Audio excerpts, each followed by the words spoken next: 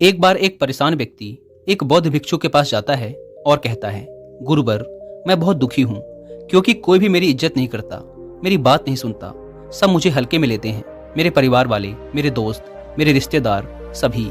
जब मैं किसी बात पर अपने दोस्तों के बीच अपनी राय रखता हूँ तो वो मेरी बातों को नज़रअंदाज कर देते हैं और कई बार तो मेरी बातों का मजाक भी उड़ाते हैं। घर परिवार और रिश्तेदारों के बीच भी मेरी यही हालत है। अब तो मुझे भी इस बात पर भरोसा होने लगा है कि शायद मैं ऐसा ही इंसान हूँ जिसकी कभी कोई इज्जत नहीं करता। बौद्ध भिक्षु उस दुखी व्यक्ति की बातों को बड़े ध्यान से सुन रहे थे।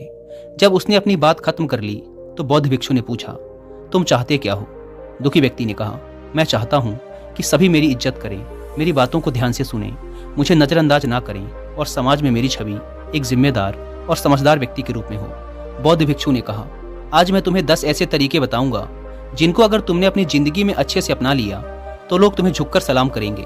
मतलब कि वो तुम्हें गंभीरता से लेंगे, तुम्हें ध्यान से सुनेंगे और कभी भी तुम्हें नज़रअंदाज नहीं कर पाएंगे। तो इन 10 की 10 बातों को पूरे ध्यान से सुनना। पहली बात, लोगों को ना कहना सीखो। अगर तुम किसी को खुश करने के लिए, उसकी नज़रों में अच्छा बनने के लिए उसकी हर एक बात पर हाँ में हाँ मिलाते हो तो ऐसा करके तुम खुद ही खुद को नीचे ले जा रहे हो, क्योंकि ऐसे व्यक्ति को लोग हल्के में लेना शुरू कर देते हैं जो उनकी हर बात पे हाँ में हाँ मिलाता है और लोगों को ना नहीं बोल पाता है, क्योंकि इससे सामने वाले को ऐसा लगता है कि तुम्हारी कोई अपनी सोच ही नहीं है, कोई अपनी राय ही नहीं है। तुम तो बस हर समय सबकी हाँ में हाँ मिलाते रहते हो और जब तुम कभी भी किसी को ना नहीं बोल पाते तो इससे लोग किसी भी काम में तुम्हारी सहमति लेना बंद कर देते हैं, क्योंकि उन्हें लगने लगता है कि इससे क्या पूछना, ये तो मान ही जाएगा। और जब तुम लोगों के हर काम को करने के लिए हाँ बोलना शुरू कर देते हो तो लोग तुम्हारे समय की इज्जत करना बंद कर देते हैं और वो काम जो वो खुद भी कर सकते थे अब तुम्हें सौंपना शुरू कर देंगे और तुम अपने संकोच के कारण बिना मन के भी खुद को कोसते हुए उन कामों को करते रहोगे और तुम्हारा वो समय भी बर्बाद हो जाएगा जिसका उपयोग तुम स्वयं के लिए कर सकते थे। और सामने वाला तुम्हारी इस मदद के लिए तुम्हारा एहसान भी नहीं मानेगा, क्योंकि उसे लगेगा कि तुम तो सबके लिए ऐसा ही करते हो। इसीलिए ना बोलना सीखो। सामने वाले के काम को करना है या नहीं करना, पहले अच्छे से सोच लो, फिर ही उसे हाँ बोलो। ये जरूरी नहीं कि अगर तुम सबको खुश रखोगे तो तुम भी खुशी रहोगे, बल्कि सबके काम को हाँ बोलकर तो तुम दुखी ही रहोगे और साथ ही तुम्हारी इज्जत का भी कचरा बनता चला जाएगा। इसीलिए जब जरूरी हो तो ना बोलना सीखो। दूसरी बात, कम बोलो, काम का बोलो। अगर तुम हर जगह जरूरत से अधिक बोलोगे तो लोग तुम्हें नजरअंदाज करेंगे ही, तुम्हारी बातों की इज्जत कभी नहीं करेंगे और तुम्हें मुंहफट समझेंगे कि ये तो कुछ भी बोलता रहता है। इसीलिए जितना जरूरी हो सिर्फ उतना ही बोलो। पहले सोचो फिर बोलो। मैं तो कहता हूँ कि 2 बार सोचो और 1 बार बोलो। जब तुम मौके की बात बोलोगे, सोच कर बोलोगे, जरूरत पड़ने पर बोलोगे तो लोगों को तुम्हारी बात सुननी ही पड़ेगी। ये आदत जल्दी नहीं सुधरेगी पर सुधरेगी जरूर। अगर तुमने ये सीख लिया कि कब बोलना है, क्या बोलना है, कितना बोलना है और कैसे बोलना है तो लोग तुम्हें सुनना भी शुरू कर देंगे और तुम्हारी इज्जत भी करेंगे। तीसरी बात, पहले खुद की इज्जत करो तब लोग तुम्हें इज्जत देंगे।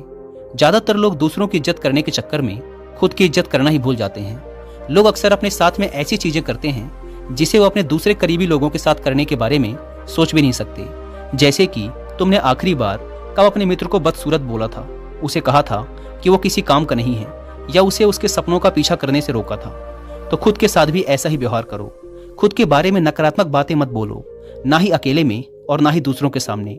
चाहे तुम कितना भी बुरा महसूस क्यों ना कर रहे हो, लेकिन फिर भी अपनी बेइज्जती कभी मत करो और ना ही खुद को ठेस पहुंचाओ, क्योंकि इस तरह का बर्ताव तुम्हें अपने बारे में और भी बुरा महसूस करवाने के अलावा और कुछ भी नहीं करता।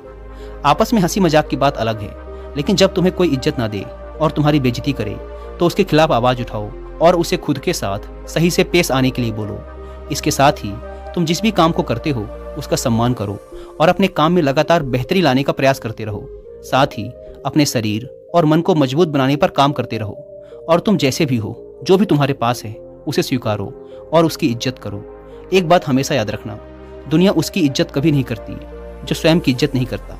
दोस्तों, मैं यहाँ पर आपको एक ऑडियो बुक रिकमेंड करूंगा जिसका नाम है सेल्फ स्टीम बढ़ाने के इजी रूल्स, जो कि आपको मिलेगी कुक एफएम ऐप पर। इस ऑडियो बुक में आप सीखेंगे कि अपना आत्मसम्मान कैसे बढ़ाएं, लोग क्या कहेंगे इस डर को कैसे पीछे छोड़ें, खुद पर संदेह करने की आदत और नकारात्मक सोच को कैसे खत्म करें, खुद को आसानी से माफ कैसे करें, अंदर ही अंदर खुद को क्रिटिसाइज करने की आदत को कैसे छोड़ें। 3 बातें जो मैंने इस ऑडियो बुक को सुनकर सीखी हैं। पहली बात, हमारे शब्द हमारे विचारों से भी ज्यादा शक्तिशाली होते हैं, इसलिए कभी भी अपने बारे में नकारात्मक ना बोलें। दूसरी बात, आप जैसे भी हो खुद को स्वीकार करो और अपने आप को माफ करना सीखो। और तीसरी बात, आप जो बदल सकते हो उस पर ध्यान दो।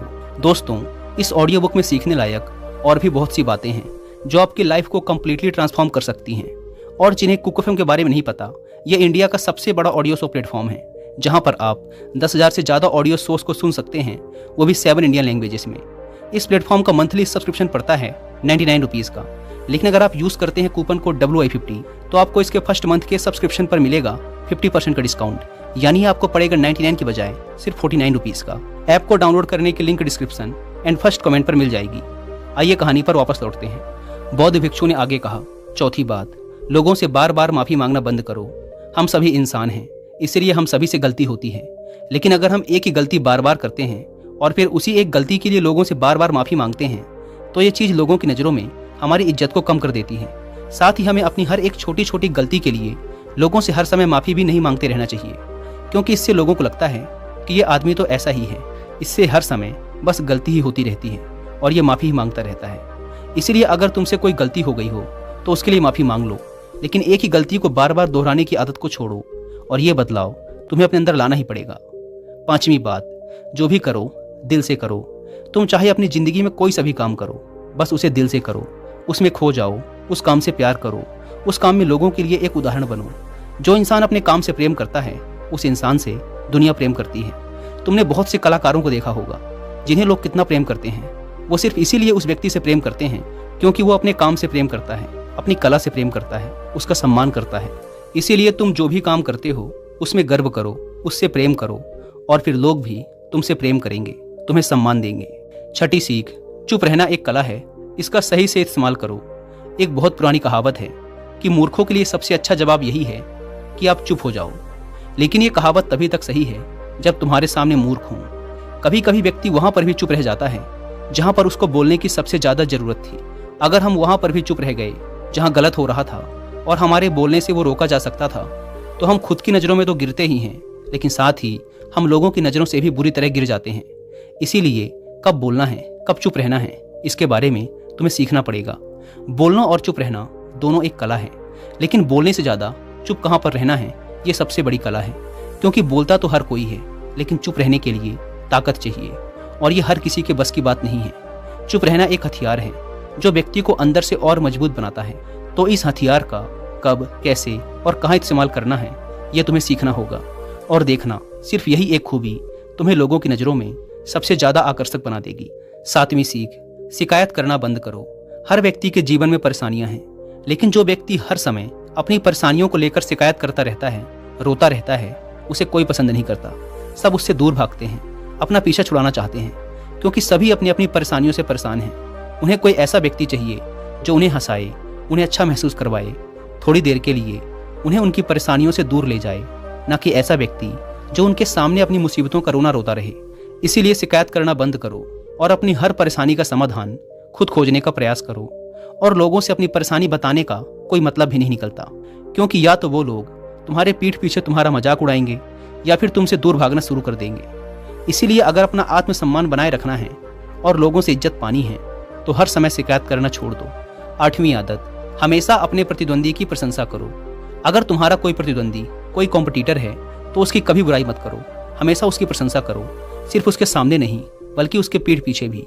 अपने प्रतिद्वंदी को कभी भी अपना दुश्मन मत समझो, बल्कि ये जानने का प्रयास करो कि उसमें ऐसी कौन सी खासियत या गुण है जिसके कारण वो मेरे बराबर या मेरे से ऊपर निकल रहा है, और ऐसे कौन से काम हैं जिन्हें वो नहीं कर रहा और जिन्हें करके मैं और भी अच्छा प्रदर्शन कर सकता हूँ। अगर तुम अपने प्रतिद्वंदी, अपने कॉम्पिटिटर का सम्मान करोगे तो वो भी तुम्हारा सम्मान करना शुरू कर देंगे।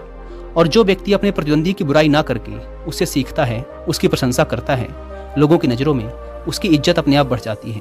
और सिर्फ प्रतिद्वंदी ही नहीं बल्कि तुम्हें किसी की भी बुराई करने की आदत को छोड़ देना चाहिए, फिर देखो लोग किस तरह से तुम्हें सम्मान देते हैं। नौवीं आदत, अपनी सीमाओं में रहना सीखो। इसका मतलब है कि खुद के बनाए नियमों का पालन करो, वही करो जो करना जरूरी है।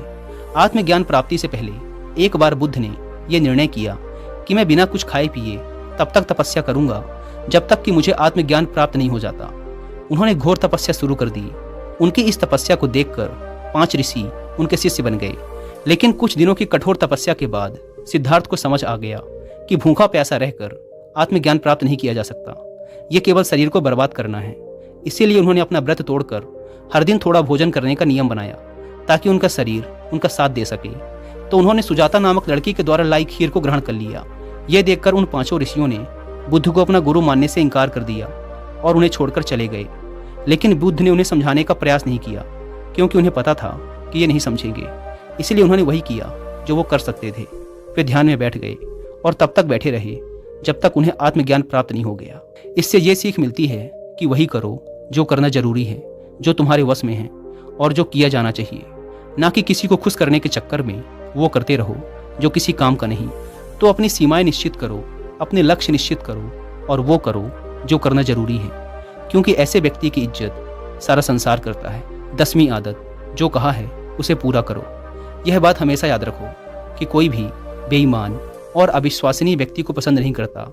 अगर तुम चाहते हो कि लोग तुम्हारी इज्जत करें तो कभी भी किसी से झूठे वादे, झूठी बातें मत करना और जो कहा है उसे पूरा करना। अगर तुम अपनी बात के पक्के हो तो हर कोई तुम्हारी इज्जत करेगा। अगर तुम लोगों से झूठ बोलते हो तो कोई तुम्हारा सम्मान तो बड़ी बात है, एक पल के लिए विश्वास भी नहीं करेगा। इसीलिए अपनी कही बात पर खरे उतरो, तभी लोग तुम्हारा आदर करेंगे, वरना नहीं। अगर तुम अपने वादे और निर्णय के पक्के हो तो हर कोई तुम्हारी इज्जत जरूर करेगा। तो ये थी वो 10 बातें जिन्हें अगर तुमने अपनी जिंदगी का हिस्सा बना लिया तो लोग तुम्हारी बात भी मानेंगे, तुमसे राय भी लेंगे, तुम्हें ध्यान से सुनेंगे भी और तुम्हारी इज्जत भी करेंगे। उस दुखी व्यक्ति को अपने प्रश्नों का उत्तर मिल चुका था। उसने बौद्ध भिक्षु का धन्यवाद किया और खुशी खुशी वहां से चला गया।